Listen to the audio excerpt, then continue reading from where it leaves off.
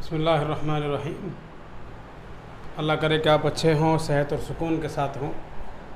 کل کے سبق میں ہم نے نحو کی ابتدا کیسے ہوئی اور نحو کے بانی کون ہیں اور نحو کہتے کس کو ہیں اور فن نحو کن دو کام کے لیے استعمال ہوتا ہے۔ پچھلے سبق میں ہم نے آپ کو بتایا تھا کہ فن نحو کے دو بنیادی کام ہوتے ہیں، ایک تو اعراب سے بحث کی جاتی ہے اور دوسرے الگ الگ کلموں کو، الگ الگ الفاظ کو جوڑ کر جملہ بنانا اور مرکب بنانا، یہ کام فن نحو میں ہوتا ہے۔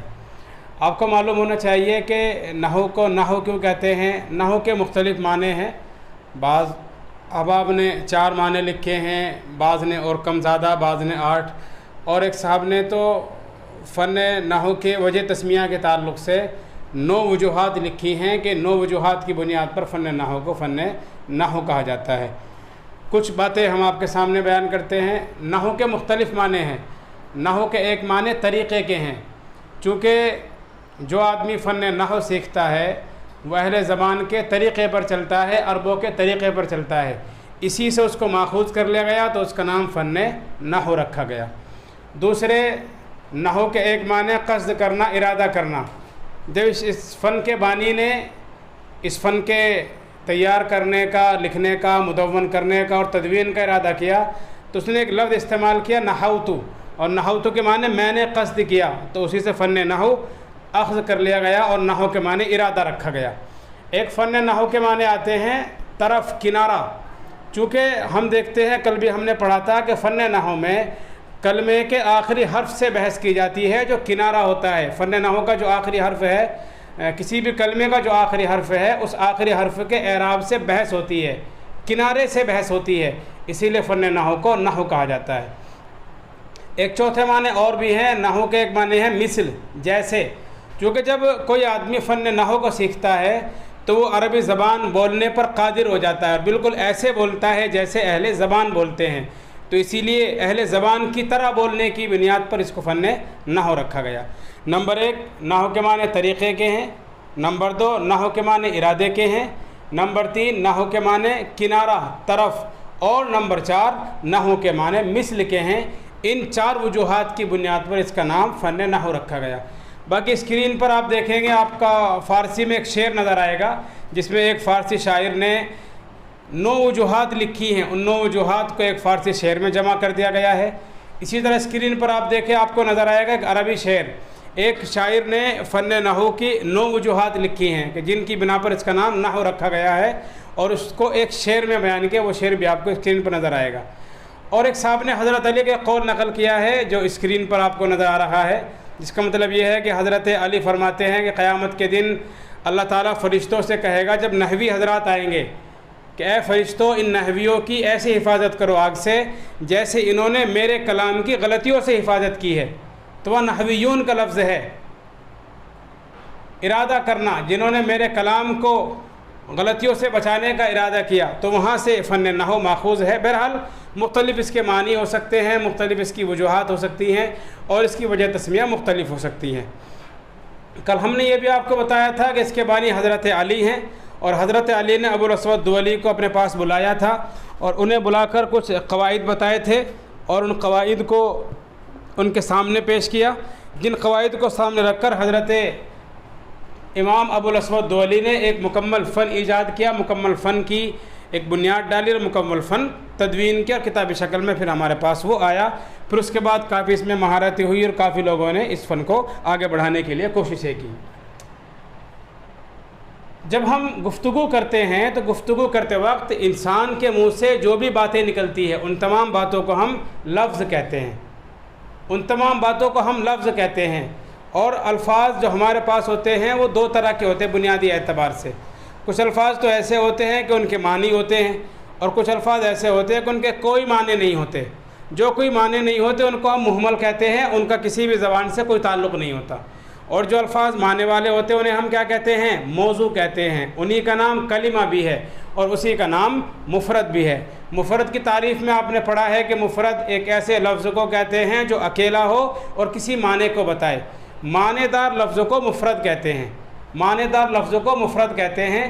پھر مفرد کو کلمہ بھی کہتے ہیں اور اس کو موضوع بھی کہتے ہیں، اور پھر مفرد کی، کلمے کی یا موضوع کی 3 قسمیں ہوتی ہیں۔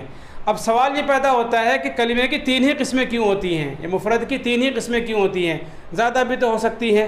تو اس کے لیے اگر آپ غور کریں تو آپ کو معلوم ہوگا کہ کلام عرب میں جتنے الفاظ پائے جاتے ہیں وہ الفاظ 3 ہی طرح کے ہوتے ہیں۔ جب الفاظ ہی 3 طرح کے تو ان کی قسمیں بھی 3 کر لی گئی۔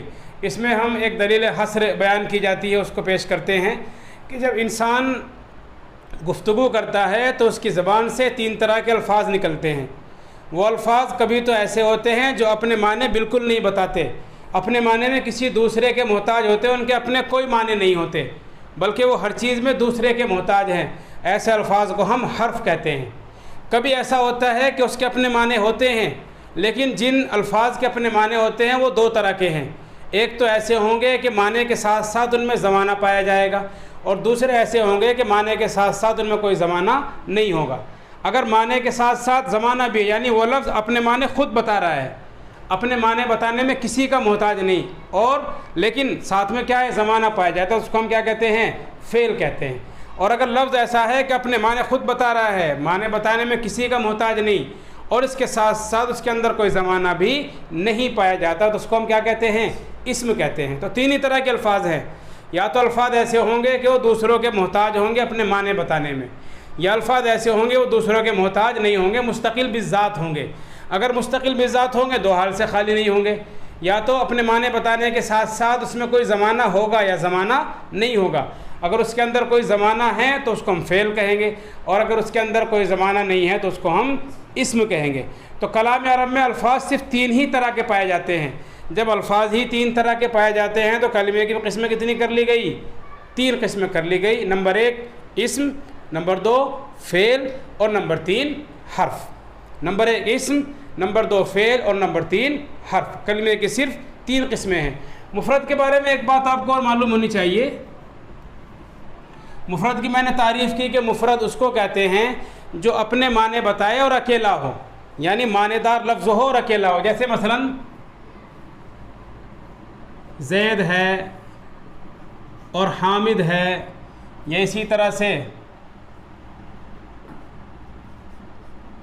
سہارنپور ہے۔ زید کو بھی آپ دیکھیں اپنے معنی خود بتا رہا ہے، اور حامد کو بھی آپ دیکھیں اپنے معنی خود بتا رہا ہے، اور سہارنپور بھی ایک ایسا لفظ ہے کہ جو اپنے معنی خود بتاتا ہے۔ یہ تینوں الفاظ ایسے ہیں کہ انہیں اپنے معنی بتانے کے لیے کسی کے تعاون کی ضرورت نہیں ہوتی، اور اکیلے بھی ہیں۔ تو جو لفظ اکیلا ہو اور اپنے معنی خود بتائے، با معنی اکیلے لفظوں کو ہم کیا کہتے ہیں، مفرد۔ آپ نے تعریف پڑھی ہوگی کہ جو لفظ با معنی مفرد ہو اسے کیا کہتے ہیں، کلمہ کہتے ہیں، اسی کا نام مفرد بھی ہے۔ مفرد کے بارے میں ایک چیز اور آپ سمجھیں، مفرد کی تعریف میں اس بات کا لحاظ رہنا چاہیے کہ اگر مفرد کے حروف کو الگ الگ کر دیا جائے، مثلا زید، یا اور دال، یہ 3 حروف ہیں زید میں، ان حروف کو ہم نے الگ الگ کر دیا، تو جو معنی حروف کو الگ الگ کرنے سے پہلے حاصل ہو رہے تھے کہ ایک شخص کا معنی ہے، الگ الگ کرنے کے بعد وہ معنی حاصل نہیں ہوں گے۔ ایک بات۔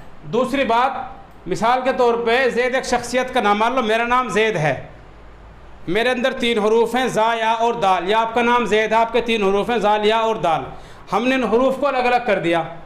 تو الگ الگ کرنے کے بعد ایسا نہ ہو کہ اس حروف کے اجزاء اس شخصیت کے اجزاء کے معنی کو بتائے۔ مثلا زید ایک انسان کا نام ہے، آپ ایسا نہیں کہہ سکتے کہ زید سے مراد گردن، اور یا سے مراد اس کا پیٹ، اور دال سے مراد اس کے پیر، نہیں ہو سکتا ہے نا ایسا۔ یعنی اگر زید کو الگ الگ کر دیا جائے تو ایسا نہیں ہو سکتا کہ زید کے معنی جو پہلے حاصل ہو رہے تھے الگ الگ کرنے کے بعد زید کے معنی کے اجزاء پر زید کے حروف دلالت کریں، ایسا نہیں ہونا چاہیے۔ اگر ایسا نہیں ہوتا تو اس کو ہم کیا کہتے ہیں، مفرد کہتے ہیں، اور اگر ایسا ہو جاتا ہے تو اس کو ہم کیا کہتے ہیں، مرکب کہتے ہیں، مفرد نہیں۔ مثلا اس کی مثال آپ دیکھیں، عبد الرحمن ایک شخص کا نام ہے، ایک شخص کا نام ہے۔ آپ اگر عبد کو الگ کر دیں، اب ظاہر بات اس میں 2 لفظ ہیں، 2 کلمے، ایک عبد اور ایک رحمان۔ آپ نے، حالانکہ عبد مفرد بھی ہو سکتا ہے، مرکب بھی ہو سکتا ہے۔ اگر آپ یہ مانتے ہیں کہ عبد کے معنی بندہ اور رحمان کے معنی رحم کرنے والا، دونوں کے معنی الگ الگ ہیں، اور اگر آپ نے ان کو الگ کر دیا، مثلا عبد ان کو معنی الگ کر دیا، اس کے معنی کیا ہوئے، بندہ، اور الرحمن کو معنی اپنا الگ کر دیا، اس کے معنی کیا ہوئے؟ رحم کرنے والا۔ تو الگ الگ کرنے کے بعد بھی اس کے معنی حاصل ہو رہے ہیں کہ نہیں ہو رہے؟ تو اس کو مفرد نہیں کہیں گے۔ الگ الگ کر کر زید کے معنی پر کوئی دلالت نہیں ہوئی تو اس کو مفرد کہیں گے، اور اگر الگ الگ کرنے کے بعد اس کے معنی پر دلالت ہو تو اس کو ہم مفرد نہیں کہیں گے، اس کو ہم کیا کہیں گے؟ مرکب کہیں گے۔ تو اسم، فعل اور حرف، مفرد یا کلمہ یا موضوع کی تین قسمیں ہیں۔ تین ہی کیوں ہیں؟ کلام عرب میں الفاظ صرف تین ہی طرح کے پائے جاتے ہیں، اس کے علاوہ کوئی لفظ ہمارے پاس ہے ہی نہیں۔ لفظ اگر ہوتا تو ہم کیا کرتے؟ اس کی کوئی قسم بنا لیتے۔ الفاظ ہمارے پاس نہیں ہے، اس لیے کیا کر لیا گیا بھائی؟ قسمیں صرف تین ہی رکھی گئی، اسم، فعل اور حرف۔ جبکہ بعض لوگوں نے ایک بات اور کہی ہے، بعض لوگوں نے کہا ہے کہ کلمے کی تین نہیں 4 قسمیں ہوتی ہیں، نمبر 1 اسم، نمبر 2 فعل اور نمبر 3 حرف۔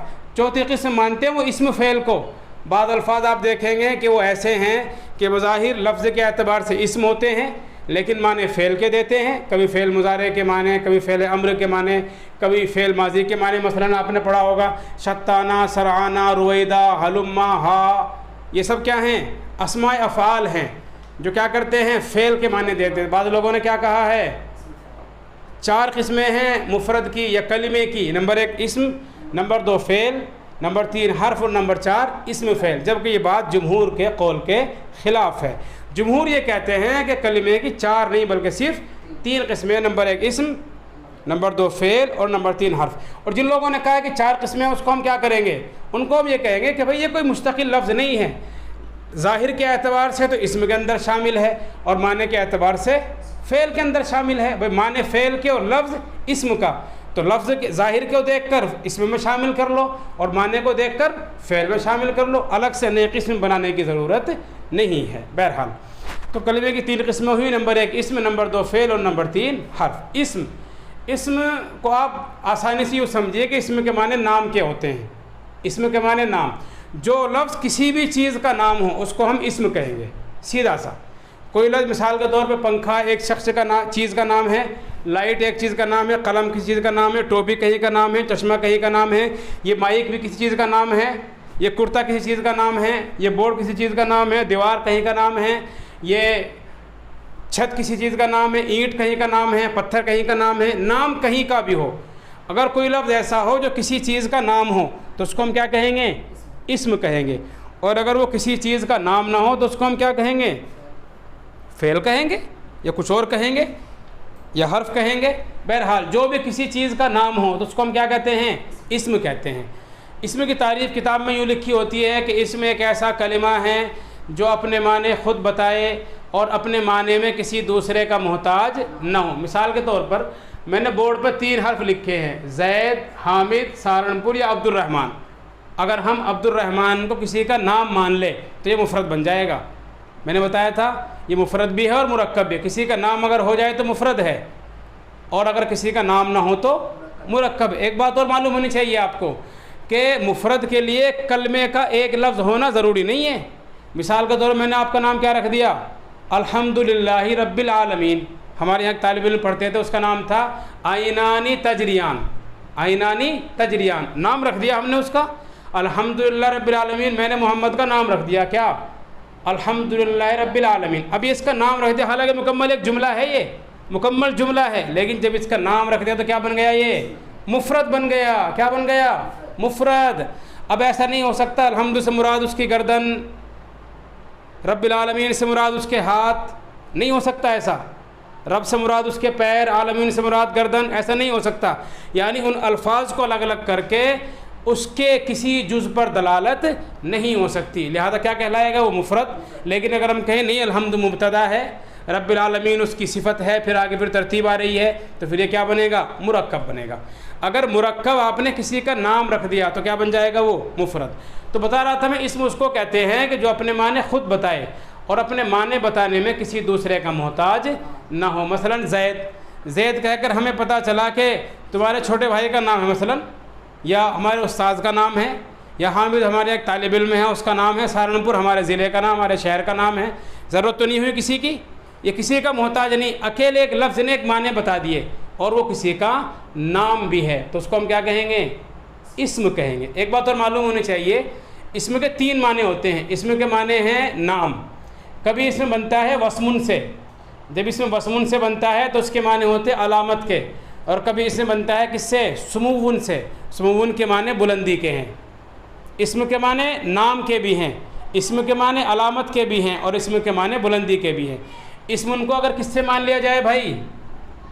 وسمن سے, تو پھر اسم کے معنی ہوں گے علامت. اور اگر اسم کو مان لیا جائے سمون سے تو اس کے معنی کیا ہوں گے؟ بلندی. اور اسم آپ جانتے ہی ہیں, اسم کے معنی نام.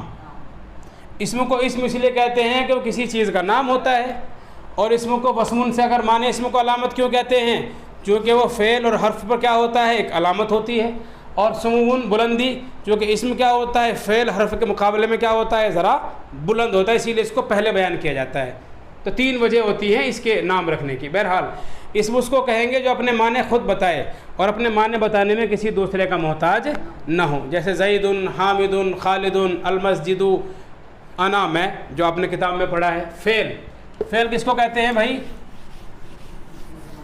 فعل کے بھی 2 معنی ہیں, ایک لفظی ایک اصطلاحی. لفظی اعتبار سے فعل کے معنی ہیں کام.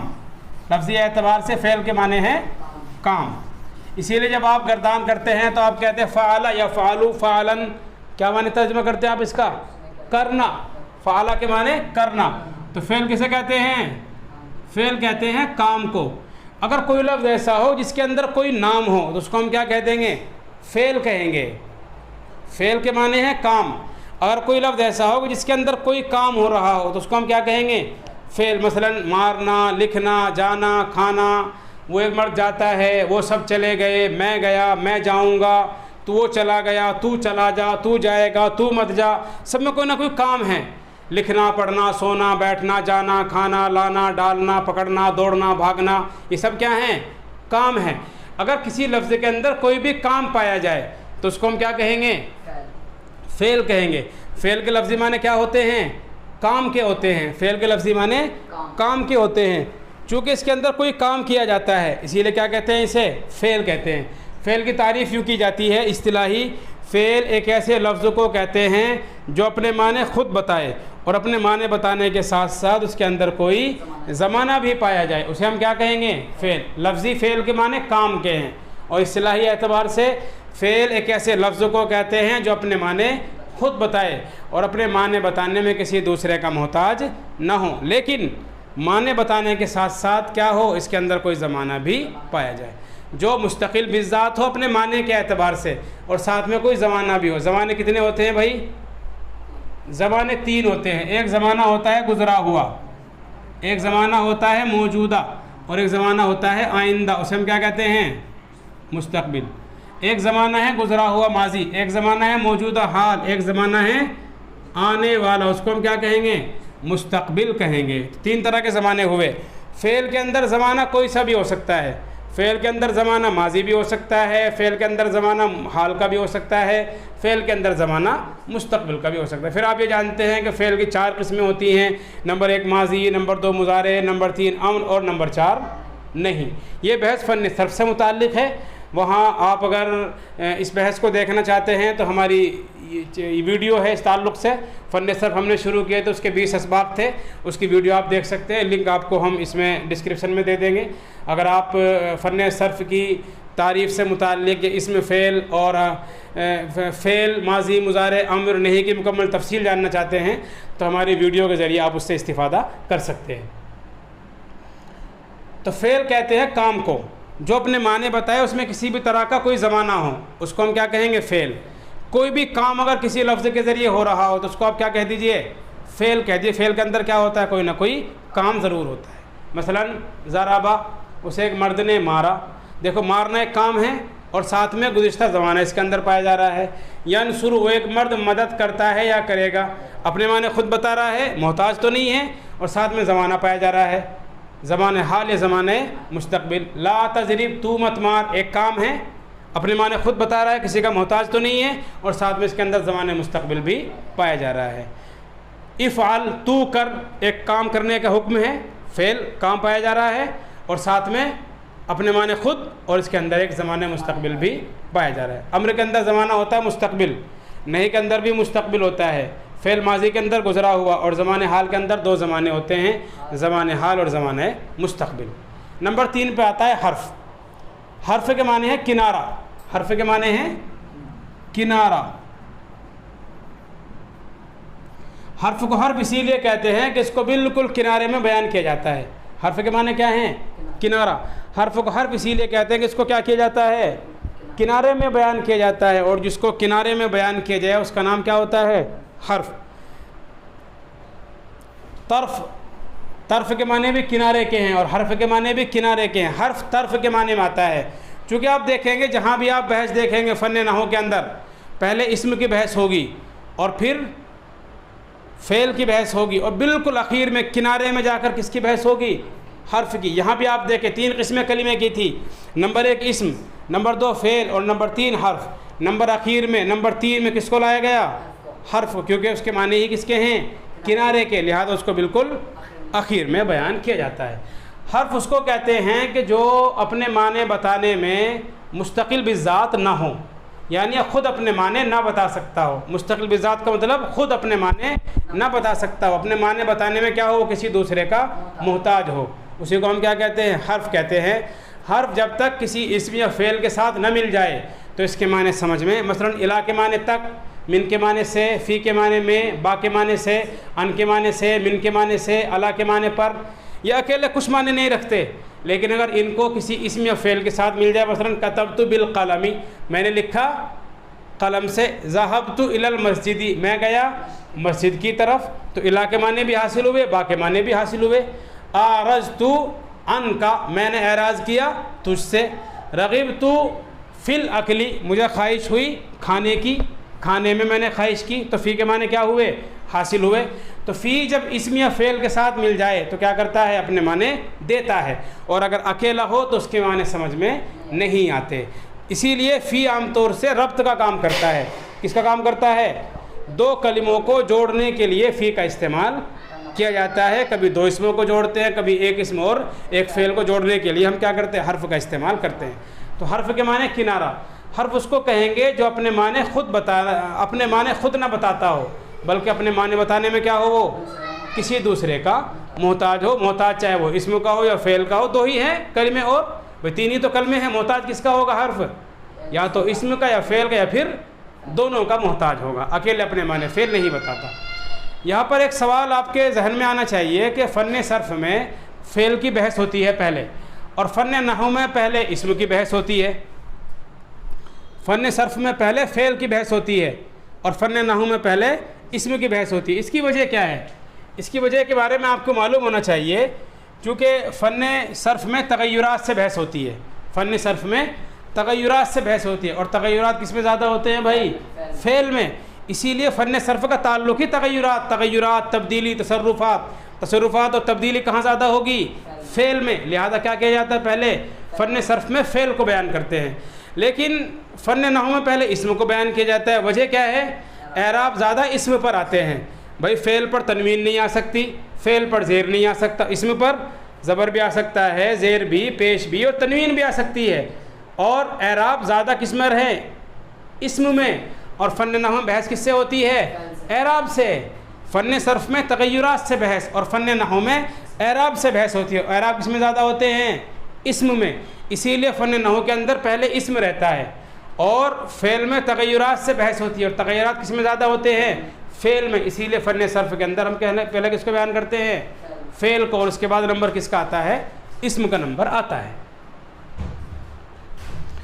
اب اسم، فعل، حرف کی تینوں قسموں کے بعد ہم اسم کی بحث کریں گے، اور اسم کی بحث سے پہلے آپ ذرا سا معلوم ہونا چاہیے کہ فن نحو میں 2 چیزوں سے بحث ہوتی ہے۔ فن نحو میں بحث ہوتی ہے کلمے سے، اور فن نحو میں بحث ہوتی ہے کلام سے بھی۔ شروع میں نے تعریف کی تھی کل کے سبق میں، میں نے یہ بتایا تھا فن نحو 2 کام کرنے کے لیے آتا ہے۔ ایک تو فن نحو اعراب کو بتاتا ہے، اعراب کا تعلق مفرد سے ہے، اور دوسرا کام فن نحو الگ الگ مفردات کو جوڑنے کے لیے استعمال ہوتا ہے۔ اسی لیے اس کی تعریف کی جاتی ہے فن نحو ایک ایسے اصولوں کے جاننے کا نام ہے جن کے ذریعے سے تینوں کلمے کے آخری اعراب کا پتہ چلتا ہے، اور الگ الگ کلموں کو جوڑ کر جملہ بنانے کی ترکیب معلوم ہوتی ہے۔ دو کام، اعراب کو بتائے گا اور دوسرے الگ الگ کلموں کو جوڑ کر ایک جملہ بنانا کس سے آئے گا؟ فن نحو سے۔ اسی لیے فن نحو کے جو موضوع ہیں وہ کیا ہیں؟ دو ہیں۔ فن نحو کا موضوع کلام بھی ہے اور فن نحو کا موضوع کلمہ بھی ہے۔ کلمے کی بحث ہوتی ہے اعراب سے اور کلام کی بحث ہوتی ہے ترکیب، مرکب، جملہ بنانے سے۔ دونوں چیزیں ہوں گی، کلمے میں بحث ہوگی اعراب سے اور کلام کے اندر بحث ہوگی کلموں کو جوڑ کر جملہ بنانے سے۔ تو دو موضوع ہیں کلمے فن نحو کے۔ فن نحو کا موضوع کلمہ بھی ہے اور کلام بھی ہے۔ یہ ہماری مفرد کی بحث تھی۔ اگر بہت سارے مفردات کو ایک ساتھ جوڑ دیا جائے تو اس کو ہم کیا کہتے ہیں؟ مرکب کہتے ہیں، اور اس کو ہم جملہ کہتے ہیں۔ مثلا جاء محمد من المدرسۃ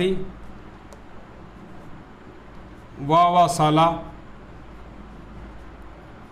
اس کے بعد الی،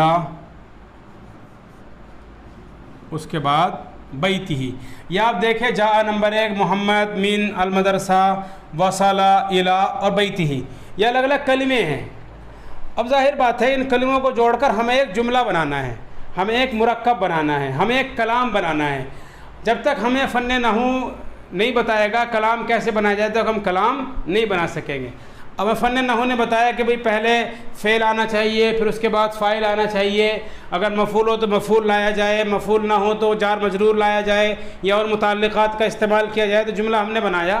مثلا جاء محمد من المدرسۃ ووصل الی بیتہ، آیا محمد مدرسے سے اور وہ پہنچا اپنے گھر کی طرف یا اپنے گھر پہنچا۔ یہ ہم نے ایک جملہ بنا لیا۔ یہ اب کیا بن گیا؟ جب تک یہ الگ الگ تھے تو کیا تھے؟ یہ کلمے تھے، یہ مختلف کلمے تھے، مفرد تھے۔ ہم نے ان ساروں کو ملا کر کیا بنا دیا؟ ایک بنا دیا، ایک جملہ۔ اب کیا بن گیا؟ یہ مرکب۔ تو فن نحو میں دونوں سے بحث ہوگی، ان الگ الگ کلموں سے بھی بحث ہوگی اور ایک ساتھ جوڑ کر جملہ بنایا جائے، اس سے بھی کیا ہوتی ہے؟ فن نحو کی بحث ہوتی ہے۔ فن نحو کی بحث کلمے سے بھی ہوتی ہے اور فن نحو کی بحث کلام سے بھی ہوتی ہے۔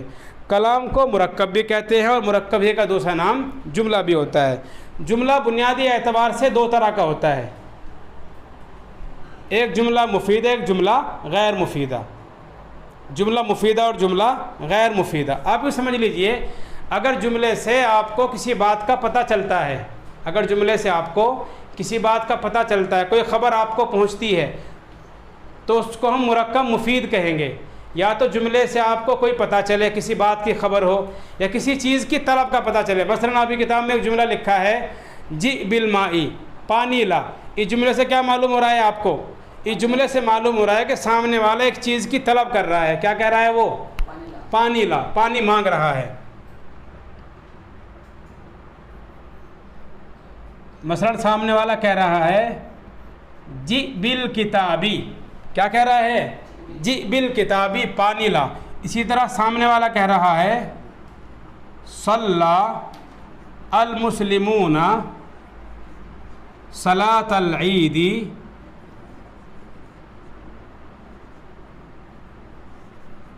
فی المسجد۔ دو جملے آپ کے ساتھ ہیں، دیکھو، جی بالکتابی اور صلی المسلمون صلاۃ العید۔ جی بالکتابی جملے سے کیا معلوم ہو رہا ہے؟ ترجمہ، کتاب لا۔ آپ کو پتہ چل رہا ہے کہ سامنے والا کتاب طلب کرتا ہے۔ اور دوسرے جملے سے کیا معلوم ہو رہا ہے؟ ایک بات کا پتہ چل رہا ہے، خبر معلوم ہو رہی ہے کہ مسلمانوں نے عید کی نماز کہاں پڑھی؟ مسجد میں پڑھی۔ دو چیزیں اگر کسی جملے کے اندر ہو، یا تو اس سے کوئی بات پتہ چلے، کوئی خبر آپ کو ملے، یا اس سے کسی چیز کی طلب ہو، تو اس کو ہم کیا کہیں گے؟ مرکب مفید کہیں گے۔ کیا کہیں گے اسے ہم؟ مرکب مفید کہیں گے۔ یا آپ سیدھا سے یوں کہہ لیجئے، اس کو جملہ مفیدہ بھی کہہ سکتے ہیں، اس کو کلام مفید بھی کہہ سکتے ہیں۔ اگر کسی جملے سے کوئی خبر، کوئی واقعہ کے بارے میں اطلاع آپ کو ملتی ہے، کسی بات کی جانکاری آپ کو ملتی ہے، مثلا کسی نے کہا کہ بھائی جاء الاستاذ، استاذ محترم تشریف لے آئے، تو کیا پتہ چلا؟ آپ کو استاذ کے آنے کی اطلاع ملی نا، ایک جملے سے ایک بات آپ کو ملی ہے، خبر آپ کو ملی، اس کو ہم کیا کہیں گے؟ جملہ مفیدہ کہیں گے، اور اس کو ہم مرکب مفید کہیں گے۔ تو اگر کوئی جملہ ایسا ہو کہ جس جملے سے آپ کو کسی بات کا پتہ چلے یا کسی چیز کی طلب معلوم ہو، تو اس کو ہم کیا کہیں گے؟ مرکب مفید اور جملہ مفیدہ. یہ مثال جملہ مفیدہ کی ہے, مرکب مفید کی ہے. اور اگر اس کا الٹا ہو جائے, نہ تو آپ کو کسی چیز کی طلب ہے, طلب کا پتہ چلتا ہے کہ سامنے والا کیا مانگ رہا ہے, اور نہ آپ کو یہ معلوم ہوتا ہے کہ اس میں کوئی خبر ہے, تو اس کو ہم کیا کہیں گے؟ مرکب غیر مفید کہیں گے. مثلا آپ نے کہا غلام زید, یا آپ نے کہہ دیا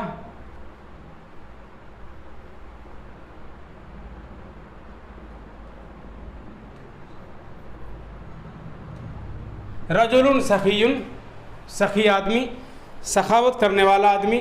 دو جملے آپ کے سامنے ہیں. دیکھو غلام زید, نہ تو اس سے کوئی خبر معلوم ہو رہی ہے کہ بھئی کیا ہوا غلام زید کے ساتھ, کیا واقعہ پیش آیا, کیا اس کی اطلاع ہے, اس کے بارے میں کیا خبر ہے, کچھ نہیں معلوم ہو رہا. سخی آدمی, اس سے سخاوت کرنے والے آدمی کے بارے میں کیا پتہ چل رہا ہے آپ کو؟ کچھ نہیں پتہ چل رہا. اگر جملہ یہ ہوتا ہے کہ بھئی سخاوت کرنے والا آدمی آ گیا تو آنے کے پتہ چلتا. یہ جملہ یہ ہوتا ہے کہ بھئی زید کا غلام حاضر ہو گیا تو کیا معلوم ہوتا؟ اس کے حاضر ہونے کی آپ کو اطلاع ملتی. لیکن اس سے نہ تو کوئی اطلاع آپ کو مل رہی ہے, نہ کوئی خبر مل رہی ہے, نہ کسی چیز کا پتہ چلتا ہے, اور نہ کسی چیز کی طلب معلوم ہو رہی ہے. تو اگر یہ چیز معلوم ہو, کوئی خبر آپ کو ملے, کسی چیز کی طلب آپ کو مل جائے, تو اس کو ہم مفید کہیں گے. اور اگر کسی چیز کی طلب نہ ملے, کسی واقعے کی اطلاع نہ ملے, کوئی فائدہ آپ کو حاصل نہ ہو, کوئی خبر آپ کو پتہ نہ چلے, تو اس کو ہم کیا کہیں گے؟ مرکب غیر مفید کہیں گے. اسی کو جملہ غیر مفیدہ بھی کہہ سکتے ہیں, کلام غیر مفید بھی کہہ دیتے ہیں. مرکب مفید, جملہ مفیدہ, کلام مفید. مرکب غیر مفید, جملہ غیر مفیدہ, اور کلام غیر مفید, اس کو کہتے ہیں. تو آج کے لیے اتنا ہی. کل انشاءاللہ ہم مرکب مفید کی قسمیں اور اس کی تفصیل, جملے کی قسمیں, اور پھر اس کے تعلق جو ضروری باتیں ہوں گی انشاءاللہ وہ آپ کے سامنے ہم بیان کریں گے. ایک بات معلوم ہونی چاہیے آپ کو کہ ہمارے سامنے کتاب النحو ہے. ہم کتاب النحو کو سامنے رکھ کر اپنے اسباق کو مرتب کریں گے. استفادہ تمام جو ضروری کتابیں ہوتی ہیں بنیادی, ان سے استفادہ ہوگا, لیکن سامنے کیا رہے گی ہمارا بیس رہے کتاب النحو. کتاب النحو کی جو ترتیب, اسی کے اعتبار سے ہم آگے چلیں گے.